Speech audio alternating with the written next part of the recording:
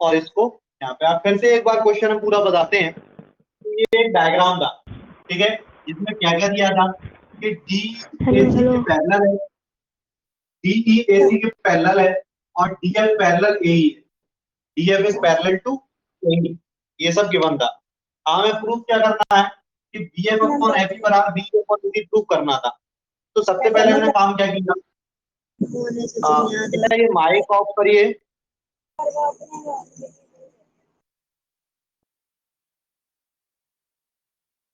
देखो जरा,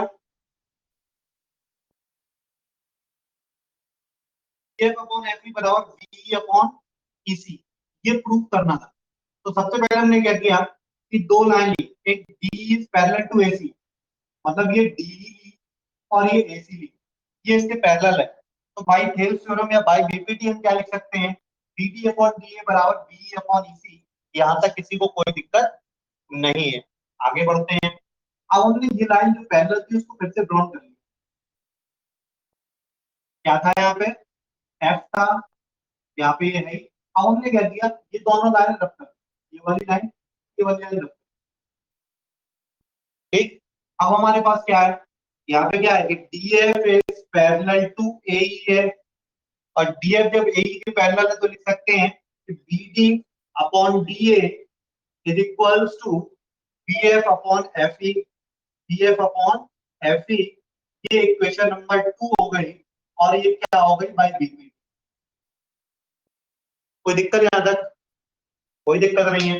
पहले हमने वो वाली लाइन ली थी, उससे हमने थेल्स थ्योरम लगा दी या बीपीटी लगा दी। फिर हमने डीएफ पैरेलल टू एई लिया, और इससे हमने बीपीटी लगा दिया। यहां तक हमें कोई प्रॉब्लम नहीं है। पूरा डायग्राम फिर से बना, डायग्राम फिर से बना। अब देखिए, ये भी बीडी अपॉन डीए के बराबर है, और ये भी बीडी अपॉन डीए के बराबर है कि नहीं है। तो हम लिख सकते हैं बाई इक्वेशन 1 एंड 2, पहली और दूसरी इक्वेशन से लिख सकते हैं क्या कि DE upon EC, DE upon EC बराबर है बीएफ अपॉन एफई के, और यही हमें प्रूफ करना था। बहुत सिंपल सा, समझ में आ गया होगा, कोई दिक्कत नहीं है। नोट कर लीजिए इसको फटाफट, फिर से समझ लो जरा इतना। सबसे पहले क्या किया, ये क्वेश्चन नंबर आपका 5 है। इस क्वेश्चन में क्या है कि एक ट्राइंगल है पीक्यूआर, एक ट्राइंगल है पीक्यूआर। इसमें क्या है कि ईडी क्यूओ के पैरेलल है, और डीएफ ओआर के पैरेलल है। तो हमें प्रूफ करना है कि जो ईएफ होगा वो क्यूआर के पैरेलल होगा। तो सबसे पहले हमने क्या किया, एक ट्राइंगल ले लिया पीक्यूओ, एक ट्राइंगल लिया पीक्यूओ, इसमें हमें दिख रहा है कि ईडी क्यूओ के पैरेलल है। जब ईडी क्यूओ के पैरेलल है तो हम लिख सकते हैं पी अपॉन ईक्यू बराबर PD upon PO. Question number 1 by BP, कोई डाउट नहीं है। आगे बढ़ते हैं। अब हमने ट्राइंगल लिया पीओआर, कौन सा ट्राइंगल लेंगे, इन ट्राइंगल पीओआर। पीओआर में देखो, DF is parallel to OR है, DF is parallel to OR है। तो जब डीएफ ओआर के पैरेलल है तो लिख सकते हैं पीडी अपॉन डीओ बराबर पीएफ। ये इक्वेशन नंबर 2 हो गई। अब इधर लिखेंगे बाय बीपी। यहां तक कोई भी दिक्कत किसी को नहीं, ठीक है। अब ये इक्वेशन नंबर 1 हो गई, ये इक्वेशन नंबर 2 हो गई, ठीक है। अब by equation number 1 and 2, by equation 1 and by equation number 2 देखना जरा। बाई इक्वेशन नंबर 1 और 2 में क्या हुआ कि यहाँ पे भी ये पीडी अपॉन डीओ के बराबर है, और यहाँ पे भी ये पीडी अपॉन डीओ के बराबर है। तो हम लिख सकते हैं कि पीई अपॉन ईक्यू जो बराबर है वो पीएफ अपॉन एफआर के बराबर है। पीई अपॉन ईक्यू बराबर पीएफ अपॉन एफआर है। तो जब इतना आ गया, पी अपॉन ईक्यू बराबर पीएफ अपॉन एफआर आ गया, इसका मतलब क्या है कि पैरेलल कैसे है। तो यहाँ पे आप लिखोगे by converse of, by converse of BPT. Thales theorem का जस्ट अपोजिट हो जाएगा यहाँ पे। क्यों, क्योंकि थेल्स थ्योरम क्या होती है कि अगर दो लाइन पैरेलल है, दो लाइन पैरेलल है तो उनकी साइड्स का रेशियो बराबर होगा। ये तो होती है थेल्स थ्योरम। और इसका कन्वर्स क्या होगा, अगर साइड्स का रेशियो सेम है, साइड्स का रेशियो सेम है तो वो लाइन भी पैरेलल होंगी। ये कन्वर्स ऑफ बीपीटी है या कन्वर्स ऑफ थेल्स थ्योरम। ठीक है, तो कन्वर्स ऑफ थेल्स थ्योरम क्या हो गया कि जब पी अपॉन ई क्यू बराबर P F upon F are निकल आया है तो हम लिख सकते हैं कि ई एफ जो है वो पी आर के पैरेलल होगा। By converse of BPT E F is parallel to Q R, E F is parallel to Q R, और यही हमें प्रूव करना था। समझ में आ गया सभी को? फिर से देख लो, इस छोटे वाले ट्रायंगल को लिया, उसको लिख दिया पी अपॉन ई क्यू बराबर P D upon D O. क्यों लिख दिया? क्योंकि ये लाइन इसके पैरेलल थी। उसके बाद हमने ट्रायंगल लिया पी ओ आर, उसमें डी एफ ओ आर के पैरेलल है, तो लिख सकते हैं P D upon D O बराबर P F upon F R. अब ये भी P D upon D O के बराबर है, ये भी P D upon D O के बराबर है। इसका मतलब ये दोनों वापस बराबर हो जाएंगे। इसका मतलब क्या बराबर हो गया? पी अपॉन ई क्यू बराबर P F upon F R आ गया। और ये कब होगा? जब ये दोनों लाइन पैरेलल होंगी। ये कैसे लिखेंगे? By converse of BPT E F is parallel to Q R. ठीक है, नोट कर लीजिए सभी। ये देखते हैं, आगे बढ़ते हैं। क्वेश्चन नंबर आते हैं 6.21, दैट मीन्स क्वेश्चन नंबर है 6। देखते हैं।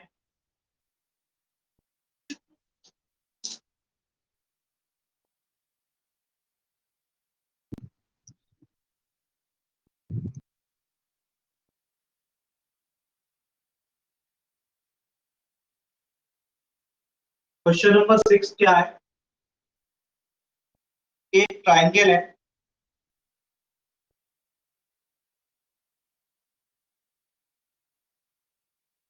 ठीक है, यहाँ पे ये पॉइंट ऐड कर दिया हमने।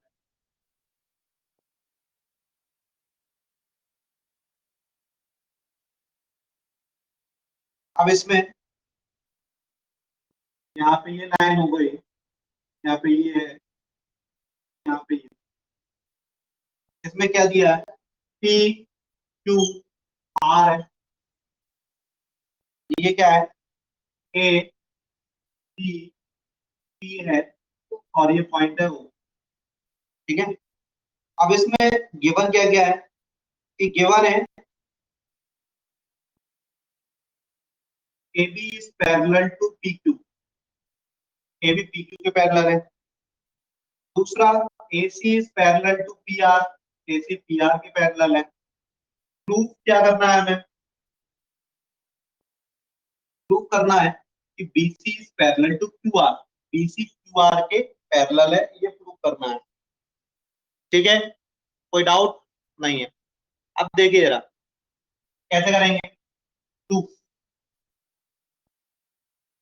सबसे पहले हमने ट्राइंगल लिया O P Q, in triangle O P Q. अभी लोग देखना, अभी नोट कोई नहीं करेगा, पहले समझ लो। ओ पी क्यू ट्राइंगल देखो, ओ पी क्यू, इसमें आपको दिख रहा है कि ए बी पी क्यू के पैरेलल है। ए बी जो है वो पी क्यू के पैरेलल है, ए बी पी क्यू के पैरेलल है, तो हम बीपीटी लगा सकते हैं। क्या होगी BPT? O A upon A P equal to O B upon, कोई दिक्कत है? O A upon A P equal to O B upon B Q. क्यों? क्योंकि A B is parallel to B Q. ये इक्वेशन नंबर 1 हो गई, और इसमें लिखेंगे बाई बी पी और टी, बेसिक प्रोपोर्शनलिटी थ्योरम या बाई थेल्स थ्योरम, कुछ भी लिख सकते हैं आप, कोई डाउट नहीं है। आगे बढ़ते हैं। अब हमने ट्रायंगल लिया O P R, in triangle O P R triangle ले लिया हमने। ओ पी आर में A C is parallel to P R है, और जब ए सी पी आर के पैरेलल है तो लिख सकते हैं O C upon C R equal to O A upon A C, O A upon A P, O C upon C R बराबर O A upon A P. Equation number 2 हो गई, reason bye DPT ये भी हो गया bye DPT. कोई doubt? कोई doubt नहीं, यहाँ तक क्लियर है। इक्वेशन नंबर 1 और इक्वेशन नंबर 2 में देखना है यहाँ पे कि ओ ए अपॉन ए पी के बराबर ये है, और यहाँ पे ओ ए अपॉन ए पी के बराबर ये है। ठीक, तो by equation 1 and 2, by equation 1 and 2 by equation 1 and equation number 2 क्या हो जाएगा? OB अपॉन BQ बराबर OB अपॉन BQ बराबर OC अपॉन CR। OB, अब देखना यहाँ पे क्या आया, इधर देखो, OB upon BQ is equal to OC upon CR। इसका मतलब क्या हुआ? इस ट्रायंगल में ये रेशियो बराबर आ रहा है, दैट मींस हम लिख सकते हैं by converse of BPT, by converse of BPT क्या लिख सकते हैं? BC is parallel to QR, BC is parallel to QR। Is that clear? देखिए फिर से समझ लीजिए इसको, क्या किया था? सबसे पहले जो पैरेलल था वो लिया, सबसे पहले हमने ट्रायंगल लिया OPQ। OPQ ट्रायंगल में AB PQ के पैरेलल है, जब AB PQ के पैरेलल है तो लिख सकते हैं OA अपॉन AP बराबर OB upon BQ। Question number 1। फिर हमें मालूम है कि AC is parallel to PR है, जब AC PR के पैरेलल लिख सकते हैं OC अपॉन CR बराबर OA अपॉन AP। अब ये भी OA अपॉन AP के बराबर है, ये भी OA अपॉन AP के बराबर है, इसका मतलब ये दोनों आपस में बराबर होंगे, तो OB अपॉन BQ बराबर OC upon CR by equation number 1 and 2 हो गया। और बाई कन्वर्स ऑफ BPT हम लिख सकते हैं कि BC is parallel to QR। Is that clear? Note कर लीजिए इसको फटाफट। क्वेश्चन नंबर 7 को फिर से समझ लो। यूजिंग थ्योरम 6.1, 6.1 थ्योरम का यूज करना है। 6.1 थ्योरम कौन सी है? Thales theorem.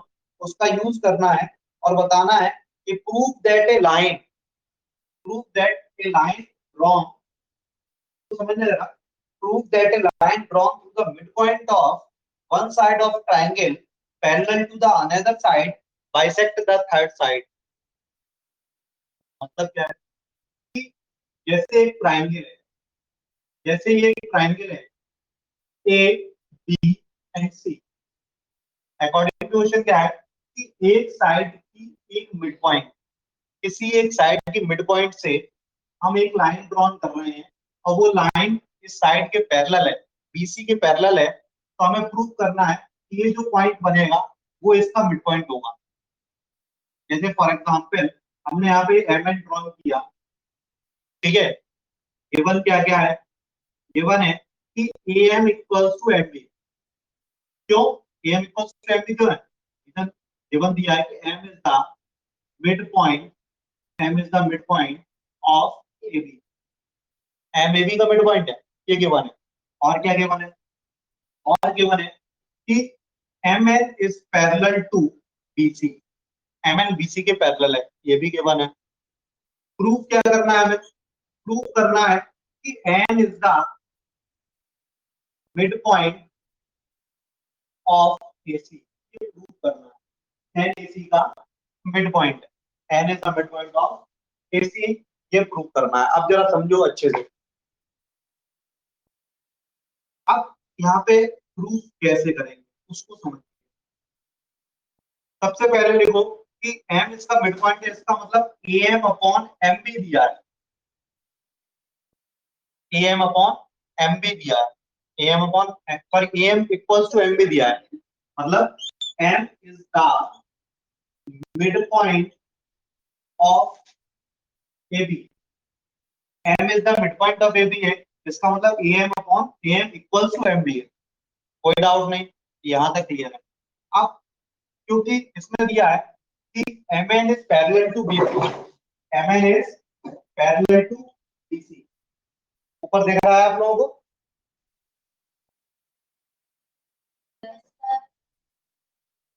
देखिए MN इज